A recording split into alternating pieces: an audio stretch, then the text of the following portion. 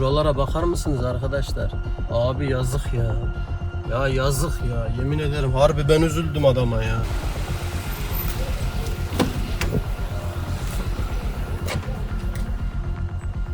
Görüyor musunuz arkadaşlar? Bu ne abi? Yazık günah. Şu sol koltuktan da motor bloğunu indirdim bu ara. Burada yağ pompaları, şanzıman, kapaklar. Şöyle görünürde yorum atın arkadaşlar, bu ne durumda ya. Araba geldi ama yani içine dolduruluyor ve gündemde olan bir durum. 1.6 dizellerde şu var. Rektifiyesi olmuyor diyorlar usta. Ben yaptım. Bakalım Halep oradaysa arşın burada. Oldu mu olmadı mı? Çalıştırınca da koyacaksın. Yolda testini de yapıp koyacaksın. İnsanlar da izleyecek. 300 lira ver. 380 liraya motor bulduk. Parayı ver motor alalım. Yapsana usta değil misin? Motordan vazgeçtiği gibi arabanın içi perişan edilmiş. Bir insan içine girip şu an oturamaz. Her yer yağın içinde. Sökük niye geldi? Yapamamış da geldi. Niye geldi abi? Söktü gözü korktu. Bir kamyon parça. Bunu yapamadım. İçine doldurayım. Arabayı perişan edeyim. Üste de 20-30 milyar para alayım. Al git arabana. Öyle bir şey yok. Hani üfürükten söylemiyoruz Şimdi usta ben bunları. de öyle yapayım. Yani şu şanzımanı söktüm. Yapamıyorum abi. Bunu komple dağıtayım. Bir de bunu oturak koltukların kumaşının üzerine koyayım. Arabanı dışarı gittim. Al. Bana da bu kadar sökme parası ver. Öyle 30 bir şey bin yok. TL usta. Öyle bir şey yok. 30 bin liraya Anadolu'da motor sök tak rektifiye yapıyorlar. Evet. Evet. 4 silindirli bir... Sen hiçbir şey yapmadan... Söktün parçaladın. Ver 30 bin. Ya onu da geçtim. İçinin koltukları. 30 bini verdim de 30 bin lira senin batırdığın yere versem o koltuk orijinal haline dönmeyecek. Evet. Dönmeyecek. Bu videoyu sıkı takip edin arkadaşlar. Çok büyük risk. Adam gerçekten kendini zor tutuyordu usta böyle. Harbiden ağlamamak için. Belli morali aşırı bozulmuş. O videoyu da paylaştığım zaman izleyebilirsiniz. Araba ne halde, nasıl toplanacak. Şimdi biz gelişi güzel indirdik. Adamı ilana koydum. Bıktım böyle satayım. Motoru nasıl diyor. Motor bagajında ve koltukların üzerinde insanlar benden dalga geçiyor. Yazık günah. Ben arabayı o halde gördüğüme üzüldüm. Yazık. Şimdi hemen buna döneyim de. Çünkü bugün bu durumu yaşamak biraz benim canımı sıktı. Ya araba benim değil ama Vallahi benim ben canım. çok şeyler söylerim de bana düşmüyor. Şahsıma biri benim arabama yapsa ben o adamı öldürürüm. Araba perişan ya. Birazdan hatta araya koyayım, arabanın içini çekeyim de koyayım. Kilitleyeceğim çünkü. Ne durumda neyse. En büyük problem bu arabalarda basınç. Ezbere üstünde yapmayın. Evet. Şanzıman indirip yapın ki daha sonra onun gibi sürekli çekiciden çekiciye dolaşmayın. Tespitlerimizi yapacağız. O kadar bahsettim. Astraje'yi hem kitleyelim usta hem de içini görsünler. Yorumlara belirtsin. Vallahi belirtsinler ya. Adam da zaten indiğinde şöyle çekti, mahkemeye falan vereceğim diye de konuşuyordu. Artık orası kendinde. Ama şu arabayı artık yap diyor ya. Adam böyle yapıyor ya. Ustam ne istiyorsan vereceğim arabam olsun diyor. Olmuyorsa çalışır hale getirir tek öyle satayım diyor. Evet, adam çok haklı. Aracımızın karteline baktığımız zaman şimdi detaylı göreceğiz zaten ama şu kısımlardaki yatak tozlarını komple gösteriyorum. Aracımızın krangı sarmıştı zaten. Net bir şekilde baktığımızda bu karterlerin tamamen yıkanması gerekiyor. Motoru da topluyoruz. Motorumuz da yine karşımızda, krangımız değişti. Bu motor olmaz diyorlardı. Bakalım topladığımızda ne durumda olacak. Orijinal yağ pompası yağlama sorunu olduğu için bu arabalarda değişiyor. Yağ soğutucu değişiyor, iticiler değişiyor. Paramparça geldi bu araba. Biz sökmedik. Zaten direkt buraya geçtiğim için usta başka yerden geldiğini söyleyelim. Arabanın hali ortadaydı. Belki o videoyu da koyarım. Koltuğa konmuş içi de mahvolmuş arabanın onu da bilelim. Tavan döşemesine kadar yağydı. O da öyle bir durumu var. Tabii bunların tamamen güzel temizlenmesi gerekiyor. Evet usta, ne yaptık şimdi? Tabii sente bu arabada çok önemli detay. Zaten motor pırıl pırıl. Önemli olan iç kanalların yağ dolması. Bunlar önemli. Milimizi görüyorsunuz. Karterimizi tam 5 defa yıkadım. Şöyle göstereyim. İç kısımlarına kadar, varana kadar detaylı alabilirse. Bakın. Gayet güzel yıkandı.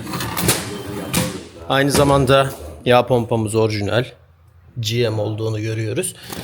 Burada da dalga kranımız üstüne geçiyor.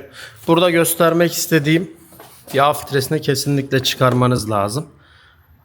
Bakın içini görün. Şöyle görünüyor mu? İçi ne halde arkadaşlar? Çok kötü durumda. Bu da yıkanacak en son. Kepin sıralama numaraları var. Unutmayın. Hemen bunun dalga kranını takacağız. Buradaki contayı değişmeyi unutmayın. Neden? Şöyle göstereyim. Çünkü yağ basıncını düşüren bir contadır. Conta da dümdüzdü. Bunu da bu şekilde yine yenileyeceğiz, tamamlayacağız. Yağ basıncını düşürecek bir contadan biri var. Bunu ustamız takıyor. Buraya geldiğimizde bu kısımda gördüğünüz üzere yağ pompamız zaten yeni şekilde gözüküyor. Burada tabii ki yayına dikkat etmemiz lazım. Altının demirini unutmuyoruz. Önemli detaylardan biri. Karteri takmadan önce de arkadaşlar yüzeyin temiz ve pürüzsüz olması önemli detaylardan bir tanesi. Bunların karterinde sıvı conta çıkıyor. Araç ilk çalıştığında direkt çalıştırmıyoruz. İçi boş çünkü dönmesini sağlayacağız. Bu da enjektörlerin fişini veya rail basınç sensörünün fişini çıkardığımızda motorun boşa dönmesi, çalışmaması anlamına geliyor. O-ringimiz buraya sağlıklı bir şekilde oturmuş.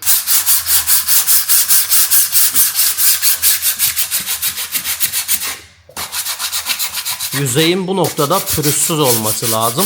Hafif çizikler yaratarak sıvı contanın daha iyi tutunması ve kaçaklara sebep vermemesi gerekiyor. Karterin içerisi aşırı bir şekilde talaştı. 5 kere yıkadık arkadaşlar mecburen. Bu şekilde taksaydık ne olurdu? Tekrar yatak sarardı. O kalıntılar burada gördüğünüz bakın keplerin içerisine dolacak ve yağlamayı kesecekti. Hemen bu kısımda zımparamızı tekrar yapıyoruz. Tekrar hava tutacağız.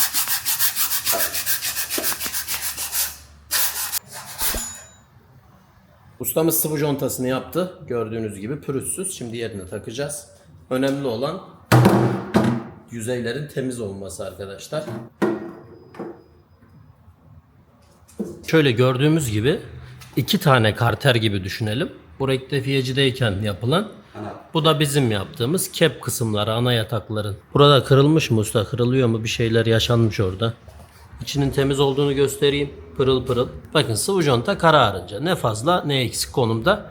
Üst kapak olmadığı için üst cıvataları takamıyoruz tabii ki ama motorun alt kısmı bu şekilde şekillendi. Yıkandı usta, buyur. Bu da bizim yağ filtremizin iç kısmı. Üstünün o-ringini unutmuyoruz. Biraz önce o-ringden bahsetmiştim. Tık geçti bu şekilde. Birazdan da tabii bunun subabının da iyi olması lazım. O yayın kırık olmaması vesaire gerekiyor. Gördüğünüz gibi sağlam pozisyonda. Dikkatli baktığımızda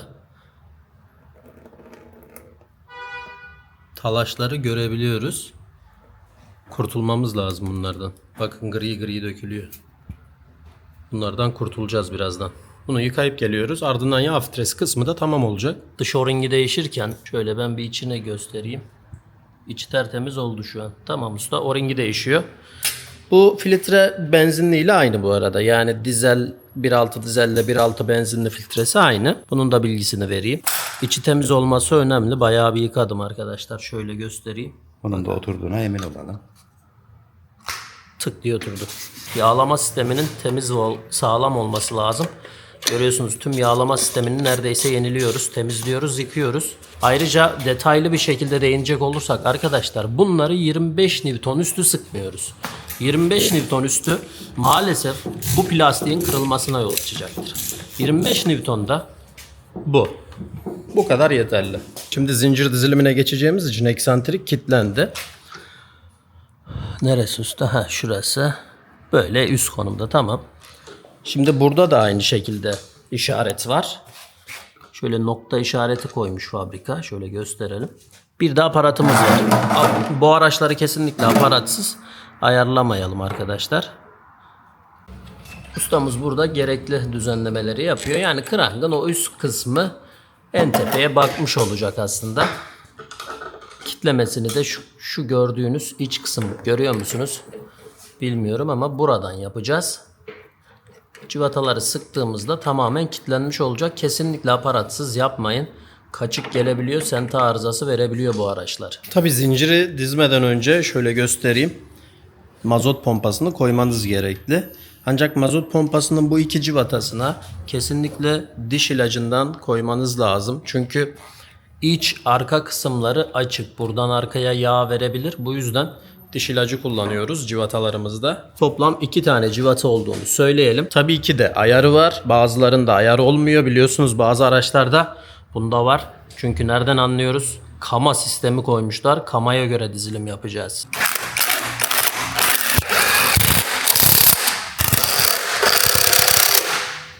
Bu şekilde mazot pompası tamamen montajlanmış oldu. Üstten egzantrik aparatımız. Kitli pozisyonda. Burada değinmem gereken keplerin yönü. Keplerin yönü de fark edebiliyor. Numaralarını da şöyle. Burası egzoz mu usta? Evet, burası egzoz. Egzozumuz 5, 6, 7, 8 diye giderken emme 1, 2, 3, 4 diye dizilimi var. Kamalı sistem dedik. Kamasını geçirdik. Tabii ki dişliler yeni görüyorsunuz. Pırıl pırıl. Eski dişli burada. Yeni dişli burada. Kama sistemine geçti.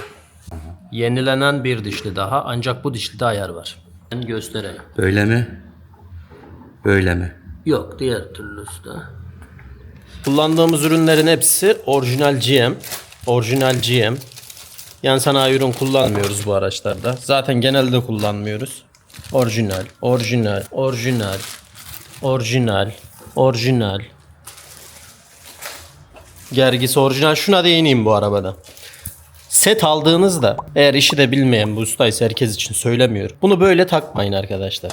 Bunu takmanız için artı satılan şunu taktığınızda gerginiz hem güçlenmiş olacak hem de yağ basıncınız tam olacaktır. Düşme yaşanmayacaktır. Şu contayla görüyorsunuz problem yaşayabilirsiniz. Usta hızlı bir şekilde bir senden sente nasıl? Ondan sonra devam edelim. Şuna bir noktayı değil. Ona hemen değinelim. Geldik tekrar.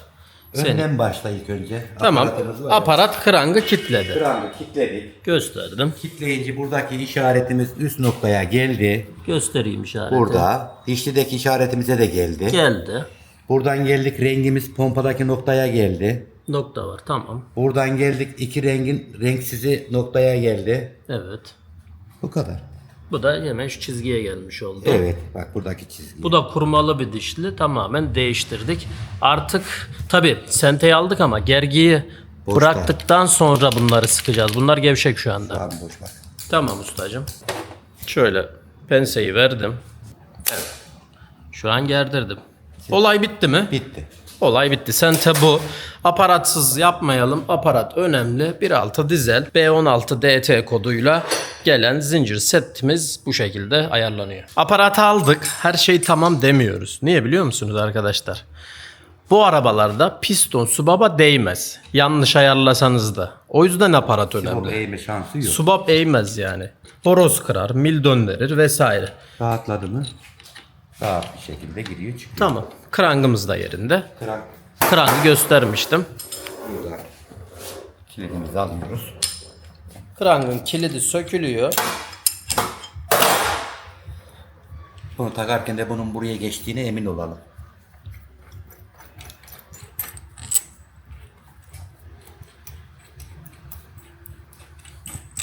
Bak şimdi orayı. Görünüyor, tamam. Olay bu. Sente tamam. Yani şimdi kontrasını yapalım diyeceğim ama Değme yok. değme olmadığı için hani bilme şansımız yok. Ha, döndürürüz. Tekrar deliklerine geliyor mu buna bakarız. Zaten onu yapacağız. Ama dediğim gibi değme olmayacağı için sizi yanıltabilir. Kompresörü duyuyor musun? Kompresör sağlam şu an. Şimdi usta motor niye sola döner? Çok bilmişler, yoruma gelebilir. Arkadaşlar Motorun arkası. motorun arkası orada. Motor bakın buradan sağa doğru dönüyor. Motorun ön tarafı sağa dönecek. Tabii ki saat yönünün tersine arkası dönmesi gerekiyor. Aslında motor sağa dönüyor. Bakın şu an normal.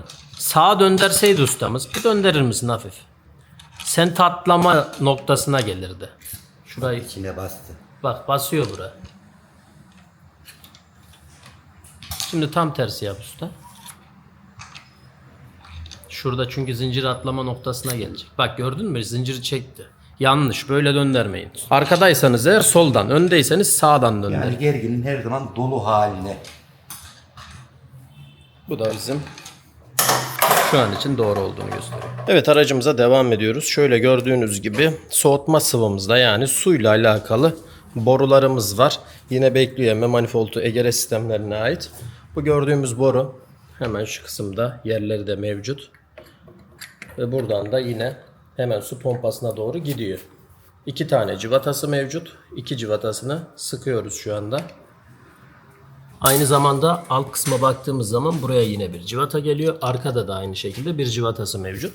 Biz durmuyoruz, devam ediyoruz. V kayış sistemini görüyorsunuz. Güzel bir şekilde dizildi. Mazot pompasını takmıştık. Marş dinamosu. Bunların hepsi takıldı.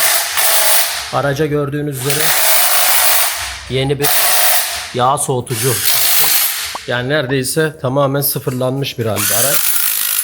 Evet, bu su hortumunda yaptığımıza göre gördüğünüz gibi motor şekilleniyor. Daha önceden baskı balata, volant değiştiği için görüyorsunuz pırıl pırıl olmuş burası da. Bu önde gördüğünüz kısma da egere gelecek. Arada bir borumuz var. Egere ile birleşim. Aslında bir BMW'ye özenti gibi bir motor diyebiliriz. Kapak olsun, zincir kapağı olsun, egere birleşimler olsun. Biraz benziyorlar. Bu yüzden dikkatli olacağız. Burada su hortumlarını yerine geçirdik. Gördüğünüz egere sistemine ait su hortumları dizilimini yapmıştık. Zaten şu boruyu değinmiştik. Bunu taktık. Geldik egereye. Egerenin önemli detaylarından bir tanesi silindir kapağıyla birleşim noktasında şu arada plastik bir boru var. Sadece birbirini karşılaması için var bu boru. Bundan dolayı da sıvı kaybı yaratabilir. Contalı boru takıyorsun, conta vazifesini görüyor, su kaçağını engelliyor. Önemli bir boru usta. Kendininkinde çıkmadı, oraya basmışlar silikonu, gitmişler yerine. Kendinde yok. Öyle bir şey olmaz. Tabii bu da su kaçağına sebep verir. Hassas bir motor olduğu için de bunlara dikkat ediyoruz. Aynı zamanda vakum hatları var. Bakın vakum hatlarında egereden önce dizmeniz gerekiyor. Bu borularda vakum hatları arkadaşlar. Bunun zaten montajını yaptık. Turboya yön veren kanatçıkları aslında. Egere ve turboyu kontrol eden şöyle N75 gibi düşünebiliriz ama tipi biraz tabii ki de farklı duruyor. Yine vakum sistemiyle çalışıp elektrikle de içinden açma kapama yapan sistem bu. Aynı zamanda görmüş olduğunuz kızdırma bujilerimiz net bir şekilde 4'ü de yenilenmiş oldu. Vakum hortumundan da egereye şu şekilde geldiğini net bir şekilde görüyoruz. Egere önemli. Zaten bunun egeresi biraz pahalı ve büyük görüyorsunuz. Neredeyse baskı balatanın üstünü tamamen kaplamış pozisyonda duruyor. Manifoldumuzun temizlikleri yapılıp ardından montajına geçeceğiz. Manifoldumuzu takmadan önce biraz önce değindiğimiz üzere contaları da yok bu arada. Contalarını da yenileyeceğiz. Temizliyoruz. İçini dışını şöyle güzel bir parlatıyoruz. Devam ediyoruz. Aynı zamanda tabii ki boğaz kelebeğinin iç kısımları da önemli bu araçlarda. Bakın dışları da kötü durumda. Yıkanacak. Hazır. Manifoldumuz yerine doğru gidecek. Şurayı hemen kurtardım usta. Burçları var. Plastik geçme noktaları, silindir kapağına. Buralara dikkat edeceğiz. Ardından güzel bir şekilde geçecek zaten bu nokta. Bakıyoruz altları da oturmuş. Tabii egere ile de birleşimi var. 4 tane enjektör. Nedir bu enjektör? 0.4 enjektör arkadaşlar. Aracımıza takılıyor. Bu 0.4 enjektörü takılmasındaki amaç şöyle göstereyim. Şöyle. Net bir şekilde gösteriyoruz. Şöyle baktığımız zaman 0 olduğu belli oluyor. Net bir şekilde 4.0 enjektör. Bu arada bu araba satılıyor. Doğru muyum usta? Evet. Bu araba satılıyor. Satılacak. Bizle iletişime geçebilirsiniz bu arada. Bakın her şeyini sıfırlıyoruz. 0.4 enjektör, 0 zincir. Bugün bir zincir yaptırsa Astra J 1.6 dizel 70 bin liralardan bahsediyorlar. Baskı balata volantı güzel. Şöyle göstereyim. 0 takılmış. Ne yaptık? 0 soğutucusuna kadar. Egerenin iç borusuna kadar, egerenin manifoldun temizliğine kadar yaptırıyor. Yapıldığı için de tiksinli tabii. Tiksinildiği için satılacak. Arabada da bir parça boya var arkadaşlar. Onun dışında da hiçbir şeyi yok. Hasar kaydı dahi yok. Zaten arabayı da göstereceğim. Ama içinin bir temizliğe ihtiyacı var usta. Maalesef. İçinin bir temizliğe ihtiyacı var. Onu da yaptırırlar, verirler herhalde. Bizle iletişim kurup bu araç hakkında satışını belki düşünenler olur. Bakımlı bir araç arayan olur. Opel olur. Onu da göstereceğiz. 4.0 enjektörümüz bu şekilde montajlanıyor. Şöyle gösterelim. Neden daha önce takılmış? Biz takmıyoruz 0'ı ama 0 takılmış.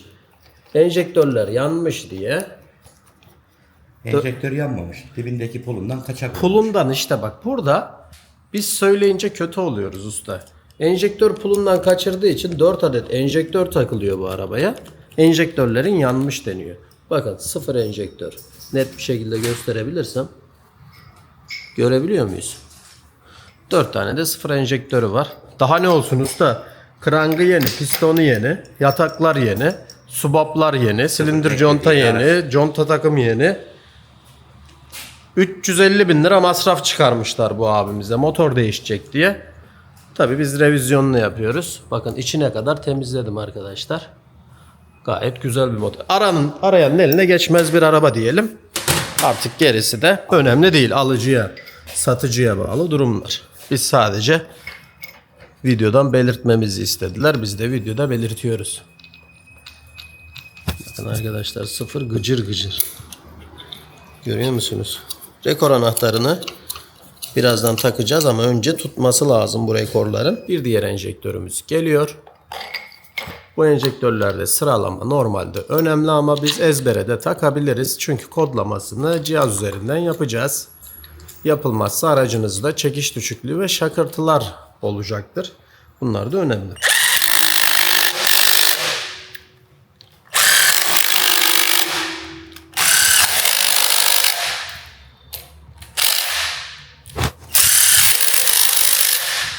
Şu an enjektör montajları tamam, rekorları sıkacağız.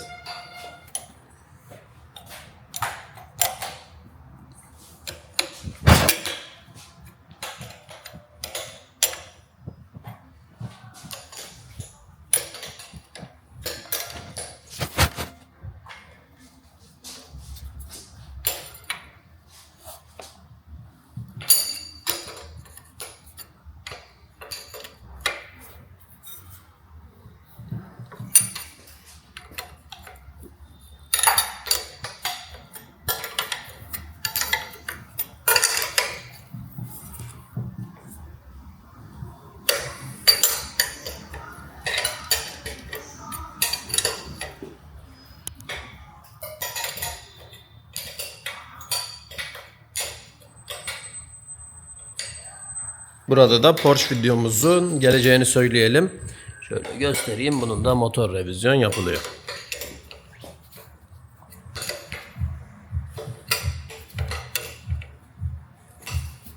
Motor gittikçe şekillenmeye başladı. Şöyle bayağı bir güzelleşti. Tabi arabanın ilk geldiği halinde sizlerle paylaşacağım videonun en başında. Orayı izlemeyi unutmayın. Sıfırlanmış bir turbo takacağız. Turboyu da hemen gösterelim de. Yeni geldi turbocudan.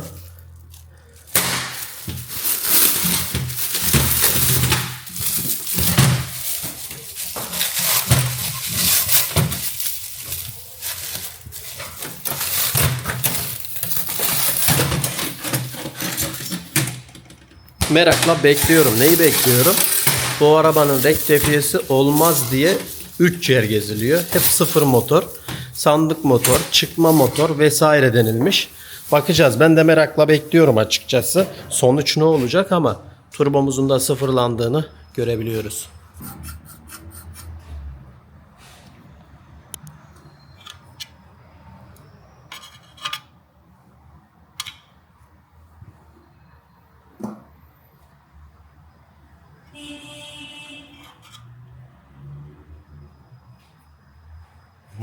Yakışıklı oldu vallahi usta. Şimdi turbo gelecek. Yeni pulları vesaire burada.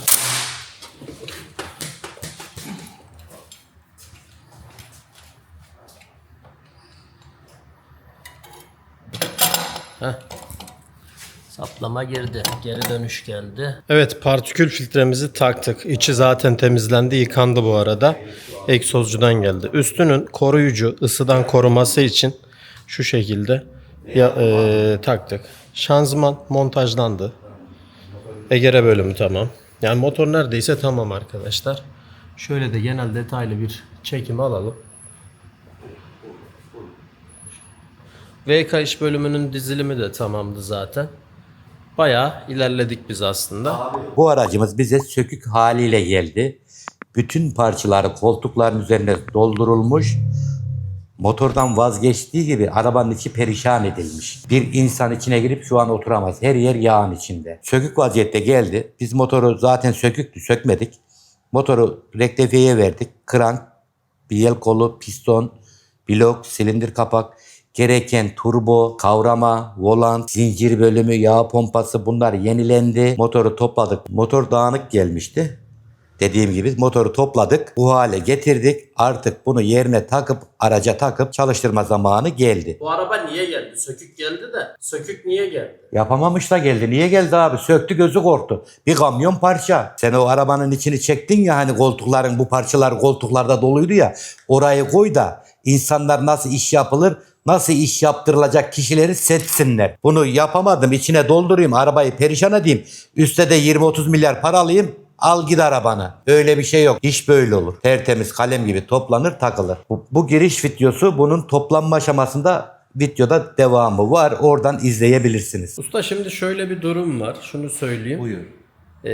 Bu araba olmuyor diye geldi. Olmuyor diye geldi. Blok istiyor, krank istiyor, istiyorsa parçalar alıp yapar takarsın. İşte ben de bunu anlatmaya çalışıyorum. Bu araba geldi ama yani içine dolduruluyor ve gündemde olan bir durum. 1.6 dizellerde şu var. Rektifiyesi olmuyor diyorlar usta. Ben yaptım. Bakalım hale buradaysa arşın burada. Oldu mu olmadı mı? Çalıştırınca da koyacaksın. Yolda testini de yapıp koyacaksın. İnsanlar da izleyecek. Neymiş? 250 lira ver, 300 lira ver, 380 liraya motor bulduk. Parayı ver, motor alalım. Yapsana, usta değil misin? Olmaz diye bir şey yok. Aynı zamanda bir de işçilik ücretleri mevcut bunun. Tabii ki. İşçilik alınacak.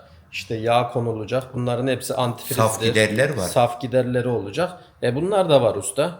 Baktığın zaman. Hesabın altını çizin, arabanın parasına gelin. O zaman bu motorun hazır hali, hemen önceki haline geçiyoruz. Toplama aşamasını görüyorsunuz.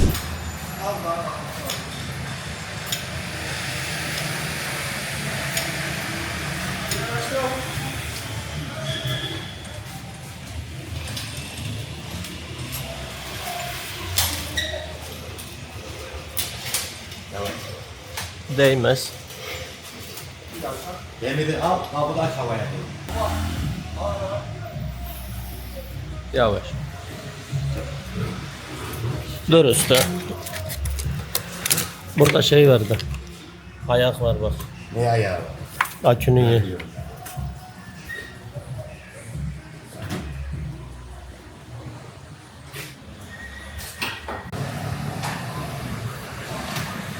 İndir Can Aslan. Şöyle usta şuradan bir çekim alayım da.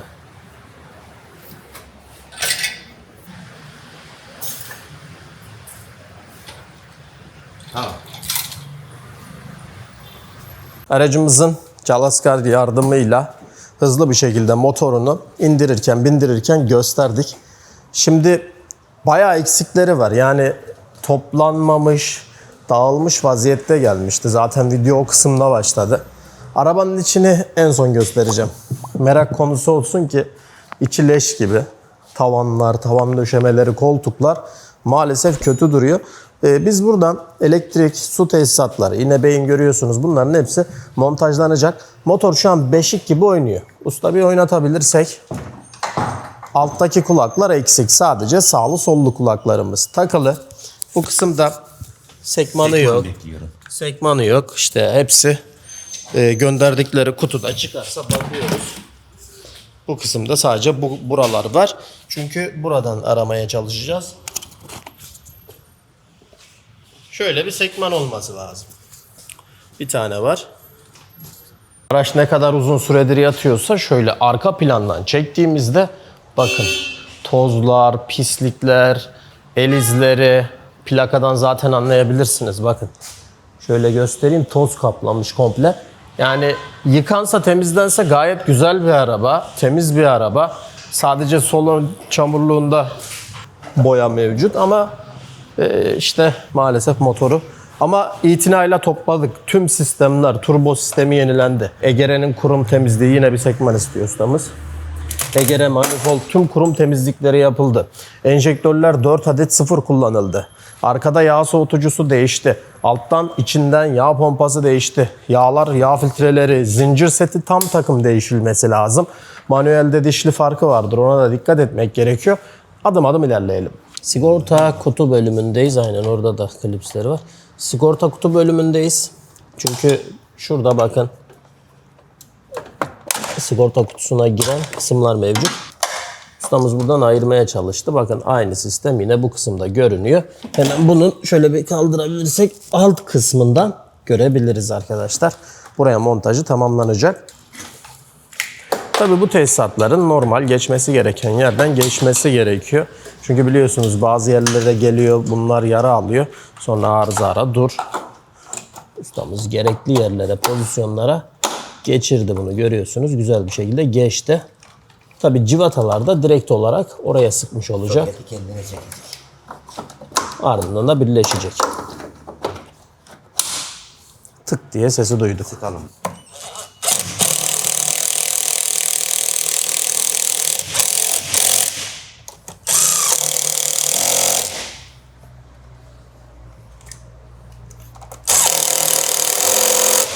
Bu da tamam.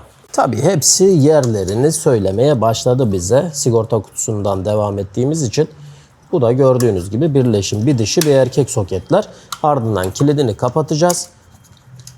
Ve bu şekilde montaj. O da oraya giriyor. Yeri bura. Ardından burada şaseler var. Takmazsan araba çalışmaz. Şöyle göstereyim. Şase kısımları, kablo kısımları hemen bu kısma takılacak. Ardından artı vardı şurada da bir tane. Artımız nerede? Artı bu. Bir tane daha küçük artı vardı ya, ona bakın da. Şurada bir yerdeydi. Bu burada duruyor şu an. Şimdilik duracak.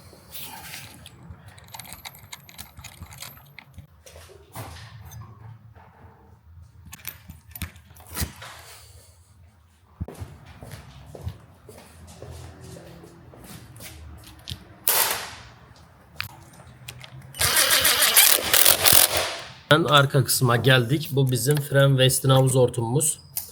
Vakumla beraber çalışıyor. İçerideki pedalınız yumuşacık olmasını sağlıyor. Takmazsanız semsert bir fren pedalınız olacaktır. Şimdi ise 11 yarımı alacağız. Fren sisteminin, hidrolik sisteminin havası alınması gerekiyor. Kullanılan ürünlerinde kaliteli bir ürün olması lazım. Reklam değildir. Bizim kullandığımız ürünlerdir sadece.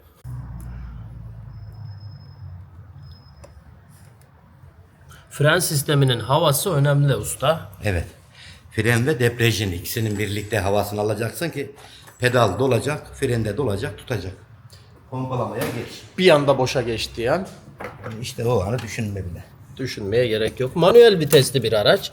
Manuel olduğu için de burada görüyorsunuz bir meme hava alma sistem vanası var. İçeriden debriyajı ben pompaladığımda ustamız buradan havasını alacak. Bakalım açılıyor şu anda. Herhangi bir şey gelmedi. Pompala da gelsin. Video başında göstermiştim ama kısmi olarak sizlere göstereyim el izlerini. Tavanları biz yine az çok sildik. Bakın parçalar doluydu buralar. Buralar hep leş gibiydi. Gene temizledik ama bir yıkama temizliğe vereceğiz. Koltuğun hali. Motor bloğu vardı. Şanzıman vardı buralarda. Baya kötü, bakın ne kadar yattığını görebiliyoruz. Pedala baktığımızda pedal dip konumda. Bu pedalı yukarı doğru alıp pompalayacağız.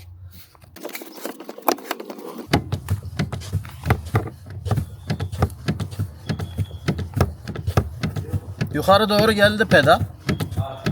Basılı.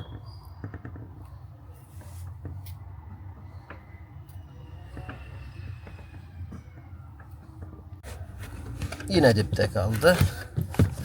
Pompalamaya devam ediyoruz. Debriyaj doldu gibi, güzel usta, yumuşaklığı da iyi. Baskı balatası da iyi bu arada. Baskı balata, volan, rulman, bunlar hep güzeldi. Havayı alalım ki önemlidir. Son kez bir pompalayalım. Debriyaj yumuşaklığı da bakın şöyle gayet güzel. Gayet iyi. Fren hidroliğinin düşmanı kimdir? Sudur. Suyla burayı temizleyebiliriz. Suyu döktüğümüzde hidrolik kendini bozacak. Eğer bozmazsa Boyayı bile kavratır. aracı kaldıralım bakalım, devam edeceğiz. Altını hiç görmemiştik. Araç zaten sökük gelmişti. Kötü durumdaydı maalesef. Araç genel manada güzel usta. Araç düzgün bir araç. Araçta zaten hasar kaydı yok, boya yok. Orijinal bir araba, kirli olduğuna bakmayın. Söken mahvetmiş arabayı. Aracın altına geçeceğiz. Güvenlik önemli. Liftin ayaklarını nereye koyduğunuz çok önemli. Ön tarafı da direkt ana şaseye koyduk. Sağlı sollu güvenlik önlemlerimizi aldık. Aracın altından asılmış. Şöyle göstereyim. Zaten motor kısmı gayet iyi. Parıl parıl parlıyor. Traveslerde şöyle çamur, çaylak hepsi var. Egzoz birleşimleri. Egzoz yine ön taraftan, arka taraftan kulaklar birleşecek. Yavaş yavaş gidiyoruz. Akslar yok bu arada. Aksları da takacağız. Yağ pompamız dönsün. Karteldeki yağı alıp en üst nokta kambiline kadar bir yağlama yapsın. Ondan sonra enjektörün, railin, soketlerini takalım, araba çalışsın. Şu an enjektör fişi çıkık. Çıkıp çalışmasın diye. Enjektör soketleri çıkık. Soğutucu az, soğutucu koy. Yok, koymadık zaten. Çünkü zaten eksikler var. Biraz döndürelim. Araba çalışmaz. Şu an enjektör soketleri boşta. Dışarıda. Yağ pompası yeni olduğu için bunu kesinlikle arkadaşlar el frenini çekeyim de. Şu an iyice yağ pompası en üst noktalara kadar şöyle bir döndürsün. Havasını alsın. Ardından ustamız taktım dedi yani. Tabi enjektörün içerisinde mazot da yok bu arada. Onu da tabii ki de havasını almış bulunuyoruz.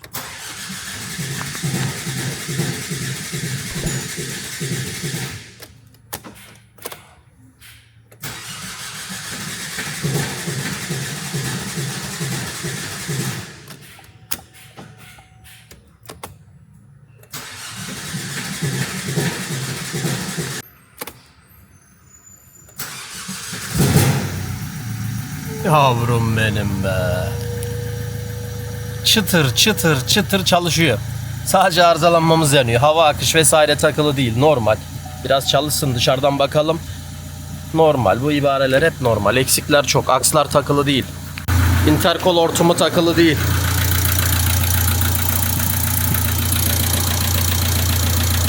Nasıl usta? Gayet güzel, maşallah var. Her zamanki gibi neyini soruyor? Gayet iyi.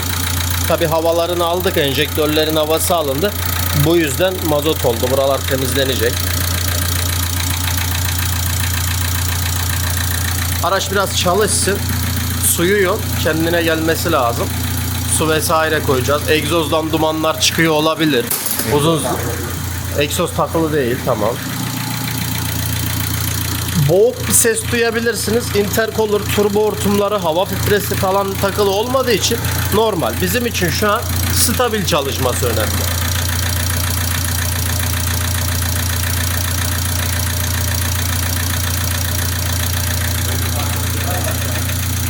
Araca orijinal cihazını bağladık. Emedia 2 Opel'in orijinal yetkili bayi cihazı.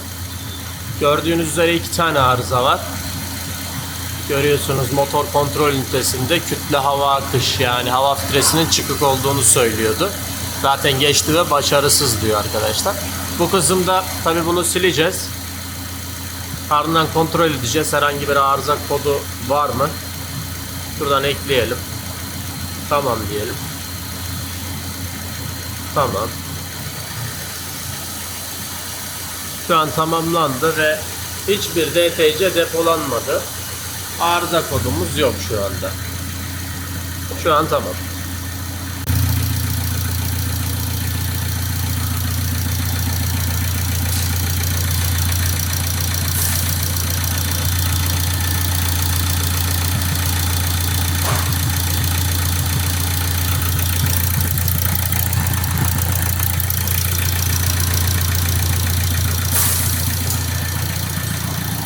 İçeri bakalım göstergede. Bir şey var mı? Gördüğümüz üzere lambalar, rolanti devri güzel. Herhangi bir uyarımız da yok. Bu arada araç 193.533 kilometrede.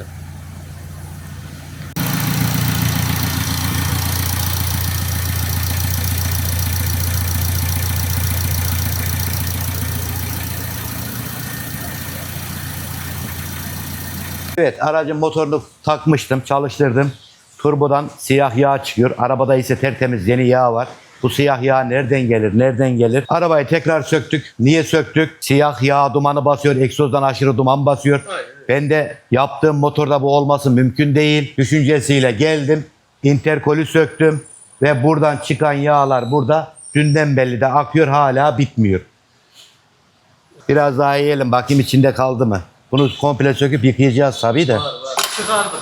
Evet, interkolümüzün tırnağını çıkardık. Bunu aşağıya alalım. Alınca da eğelim.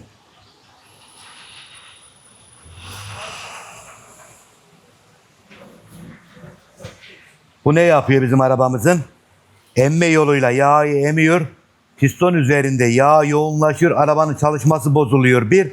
İkinciye turbo. Sıfır turbonun göbeklerinden yağlar fışkırıyor. Ve fışkıran yağ, siyah yağ, arabaya koyduğumuz yeni yağ. Şaşırıyorum, bu siyah yağ nereden gelir? Interkolü bir bakalım dedik. Baktık ki gözler önünde yağlar dolu. Bitmiyor usta. Bu bitmez abi.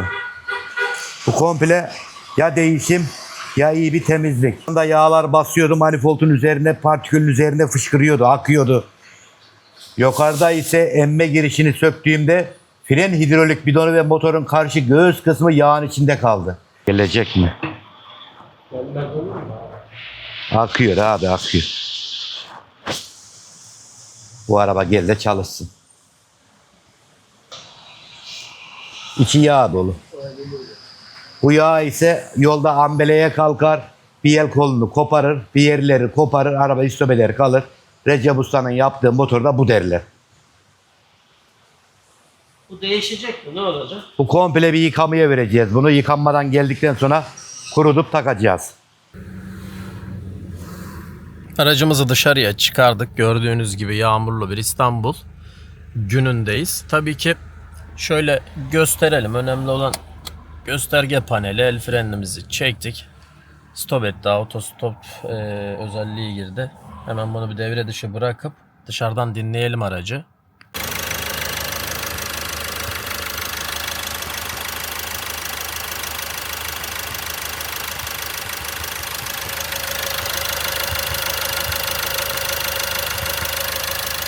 Gram sarsıntı yok. Güzel çalışıyor.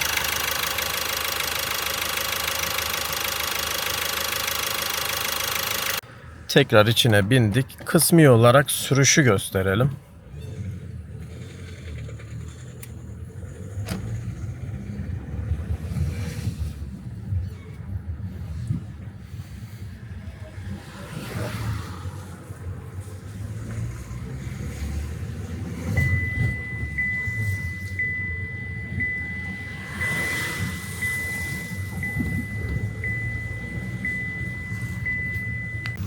Emniyet kemerimizi bağladık. Sürüşteyiz şu anda. Sürüş yapacağız. Tabi akşam saati olduğu için biraz dikkatli olalım sürüşte. Herhangi bir problem gözükmüyor bu arada. Araç manuel olduğu için belirli sabit viteste gideceğim. Çünkü hem çekim hem de aracı sürmek biraz zor oluyor.